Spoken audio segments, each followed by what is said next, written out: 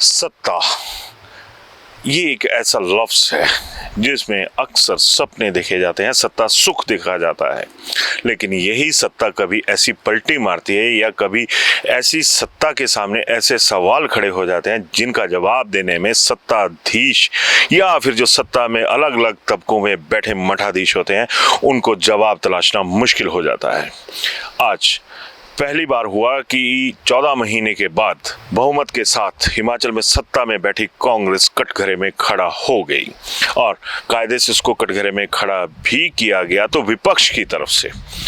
अब सवाल उठता है कि ये सारी चीजें जो माहौल हिमाचल की सियासत में बना हुआ है वे आखिर क्यों बना हुआ है, क्या वजह है कि 40 विधायक होने के बावजूद भी सरकार वो आकार नहीं ले पा रही है जिस आकार में अक्सर चाहे बीजेपी की सरकारें हों या कांग्रेस की सरकारें पूर्व में रही हों वो रहा करती थी। लेकिन आज माहौल ये है कि हर तरफ एक तरह से तनाव की स्थिति बनी हुई है। अगर सदन के भीतर की बात करें तो वहां पे भी तनाव है, अगर संगठन के भीतर की बात करें कांग्रेस के तो वहां पर भी तनाव है, और विधायकों की बात करें तो वहां पर भी तनाव है। और जनता में जो तनाव के मुद्दे हैं वो तो तमाम मुद्दे पिछले कम से कम 8-9 महीनों से पूरे यौवन के साथ सियासत की हवा में एक तूफान बनकर खड़े हो चुके हैं। जब सुखविंदर सिंह सुक्खू ने सत्ता संभाली थी उसके तुरंत बाद ये शोर मचने शुरू हो गया था कि जो मंत्रिमंडल में विस्तार हुआ है जिसमें जिस तरह से हिस्सेदारी तय की गई है उसमें तमाम उन मानकों का ध्यान नहीं रखा गया, उन चीज़ों का ध्यान नहीं रखा गया जो कि सियासत में ज़रूरी होती हैं। सबसे पहले शोर मचा कि शिमला में तमाम जितनी सीटें थी वो बांट दी गई, मंत्री पद जो थे वो बांट दिए गए। उसके बाद ये सवाल उठा कि जो मुख्यमंत्री के साथ भी एक टीम लगती है वो उसमें भी जो हिस्सेदारी थी वो उसी क्षेत्र विशेष की रही, बाकी तमाम हिमाचल जो था वो दरकिनार कर दिया गया।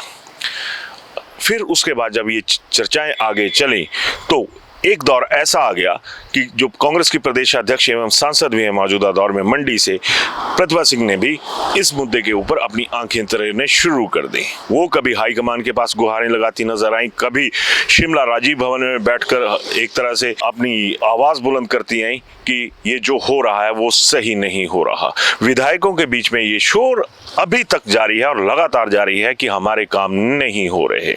संगठन के लोगों की तो बात ही क्या करनी, संगठन के लोगों को तो यहां तक गुस्सा है कि जो राजनीतिक दृष्टि के साथ हमारे ऊपर केस लगे थे वो भी आज तक वापस नहीं हुए, तो बाकी चीजें किसने देखी। सरकार में संगठन की तरफ से हिस्सेदारी जो थी उसकी तो उम्मीद करना ही आज की डेट में बेमानी है। अगर ये कहा जाए कि सरकार बनने के बाद से ही एक तनावग्रस्त जो माहौल है वो सरकार और संगठन जो कांग्रेस के दोनों हैं उनमें बना हुआ है तो ये भी गलत नहीं होगा। अब मैं आता हूं सामाजिक मुद्दों के ऊपर। कांग्रेस ने जब 10 गारंटीज दी थी तो उसमें रोजगार की गारंटी का भी जिक्र किया था और 5 लाख नौकरियों की जो घोषणा थी वो खुद प्रियंका गांधी हिमाचल में करके गई थी कि 5 साल में हम 5 लाख जो नौकरियां हैं सरकारी क्षेत्र में वो लोगों को देंगे। और यहां तक कहा गया था कि पहली कैबिनेट में 1 लाख नौकरियों की जो हरी झंडी है वो दे दी जाएगी। अब हरी झंडी तो छोड़िए, जो पहले अपॉइंटमेंट्स हुई थी बच्चों की और युवाओं की, जिस तरह से उन्होंने टेस्ट क्लियर किए थे और उसके बाद उनका रिजल्ट नहीं आ पाया, कुछ कानूनी पचड़ों में फंस गया, कुछ सरकार की व्यवस्था में फंस गया, वो लोग भी उग्र होने शुरू हो गए। 1 लाख नौकरी तो क्या देनी थी, कई कैबिनेट हो गई, पहली कैबिनेट को तो छोड़ी कई कैबिनेट्स हो गई, नौकरियों के ऊपर एक तरह से ब्रेक लगी हुई है। और लगातार जो बेरोजगार हैं, जो युवा हैं, वो आवाज बुलंद कर रहे हैं कि जिन हकों के लिए हमने अपनी जिंदगी की आहुति दे दी, अपने सपनों की आहुति दे दी, कम से कम वो जो रोजगार है वो तो हमें दे दीजिए। अब हो क्या रहा है, छोटा शिमला से लेकर चौड़ा मैदान तक हर तरफ धरने चले हुए हैं। अलग अलग हिस्सों में अलग अलग तरह के सरकार के खिलाफ जो विरोध प्रदर्शन है वो जारी हो चुके हैं। फर्क सिर्फ इतना है कि अभी तक एडमिनिस्ट्रेटिव ग्राउंड पर धरने प्रदर्शन हो रहे हैं। पिछले दिनों सेकंड राजधानी जिसको कहा जाता है सेकंड कैपिटल धर्मशाला में, वहां पर पेंशनर्स ने एक जबरदस्त जो विरोध प्रदर्शन था वो किया। और सरकार है कि ओपीएस के मुद्दे पर अगर ये कहा जाए अपनी पीठ थपथपाने के अलावा बकाया मुद्दों पर अभी तक कुछ नहीं कर पाई है। अब ऐसे में माहौल ना बिगड़ेगा तो क्या होगा, अगर ऐसे में भाजपा को मौका नहीं मिलेगा तो क्या होगा, अगर खुली आंख से भी देखा जाए, बिना चश्मे से भी देखा जाए, तो भाजपा ने अगर हर्ष महाजन को मैदान में उतारा है तो इसकी वजह सिर्फ यही है कि उन्हें कांग्रेस के भीतर का जो खोखलापन है वो कहीं ना कहीं अब पुख्ता आधार पर नजर आ चुका है कि कांग्रेस के भीतर खोखलापन है। और बीजेपी की भी इस बात को दाद देनी होगी कि जिस तरह से वो गेम प्लान करती है, जिस तरह से आगे निकलती है, वो बहुत बड़ी एक तरह से रणनीति का हिस्सा रहता है। बीजेपी की मार देखिए, आज हर्ष महाजन को कैंडिडेट बनाया राज्यसभा के लिए, और बड़ी हैरानी की बात है कि बीजेपी ने अपने किसी हिमाचल के बड़े नेता को उम्मीदवार नहीं बताया। हालांकि एक दो दिन पहले ये खबरें आनी शुरू हो चुकी थी कि या तो डॉक्टर राजीव बिंदल या फिर भारद्वाज साहब को कैंडिडेट बनाया जाएगा, लेकिन नहीं बनाया। बनाया किसको? हर्ष महाजन को।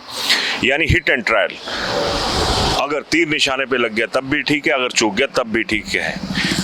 यानी अगर ओवरऑल देखा जाए तो भाजपा ने अपनी जो स्किन है वो यहाँ पर भी सेव कर ली है, उसके ऊपर कोई आंच आने का मौका नहीं दिया गया है। अगर हर्ष महाजन जीतते हैं तो हमारे हैं, अगर हार गए तो कांग्रेसियों ने कांग्रेसियों को हरा दिया, ये बात निकलकर जरूर सामने आएगी। सामाजिक आंदोलन हर जगह खड़े हैं, पब्लिक लगातार विरोध कर रही है। अब मैं आता हूं उस मुद्दे पे जिसको लेकर सरकार ने अपना ड्रीम प्रोजेक्ट बनाया हुआ है, यानी कांगड़ा एयरपोर्ट का विस्तारीकरण। वहां पे भी पब्लिक सड़कों पे है, हेकड़ी दर हेकड़ी वहां पर वैसे चीजें होती जा रही हैं जो जिनके खिलाफ पब्लिक खड़ी है। अब आम आदमी में भी वही सवाल उठने शुरू हो गया है कि हमारा कौन है, हमारी सुनने वाला कौन है। हैरानगी की बात है, जिस प्रोजेक्ट को सरकार अपना ड्रीम प्रोजेक्ट बताती है, उस ड्रीम प्रोजेक्ट को देखने के लिए, उसकी ज़मीनी हकीकत को समझने के लिए सिवाय एडीएम स्तर के ऑफिसर्स के अलावा कोई नहीं आया। पिछले दिनों मौजूदा जो अभी डीसी साहब कांगड़ा में जिन्होंने ज्वाइन किया, वो एक घर के लेंटर की छत पर जाकर बैठते हैं और वहाँ से निरीक्षण करते हैं, और दूसरे दिन खबरें लगती हैं कि वहाँ पर बैठकर उन्होंने निरीक्षण किया एक छत के ऊपर। अब सवाल उठता है कि छतों के ऊपर बैठकर क्या कभी किसी को ज़मीन नज़र आती है? सवाल ये भी उठता है कि जिस तरह से सरकार पर हमेशा ऊपर से दृष्टि घुमाने का इल्ज़ाम लगता है, तो क्या उसी तरह से जो प्रदेश की अफसरशाही है वो काम नहीं कर रही? क्या वजह है कि जो तमाम मसले हैं वो कोर्ट की दहलीज को लांघ रहे हैं? सरकारी नौकरियों का मसला कोर्ट की दहलीज के अंदर, आम आदमी का मसला कोर्ट की दहलीज के अंदर, फिर सरकार है कहाँ पे? ऐसे में ये भी एक बहुत यक्ष प्रश्न बन जाता है कि अगर सरकार का रवैया ऐसा है तो फिर सरकार की जरूरत ही क्या है? तो जिस तरह का माहौल बना है वो कांग्रेस के लिए अब कहीं ना कहीं आंशिक तौर पर तो छोड़िए, जाहिर तौर पर सबक की तरफ इशारा करने वाला जरूर है कि अभी भी सबक लीजिए, नहीं तो आने वाला दौर और ज्यादा मुश्किलों से भरा भी हो सकता है। इस मुद्दे पर अपनी राय दीजिएगा। धन्यवाद।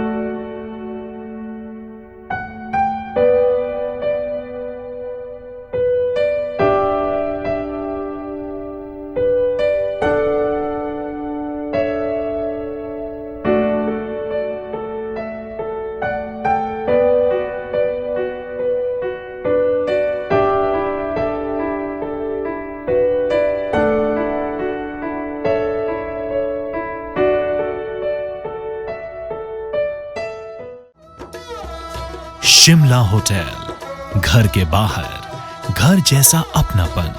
अपने वेकेशंस को सुनहरी यादों में पिरोएं शिमला होटल के साथ। राजसी वैभव और राजस्थानी आव भगत, जो देगी आपको एक रॉयल फील। हिमाचल वासियों के लिए जयपुर में ठहरने का अपना hotel Shimla hotel. Heritage above 1, हवा महल रोड, चांदी की टकसाल, जयपुर।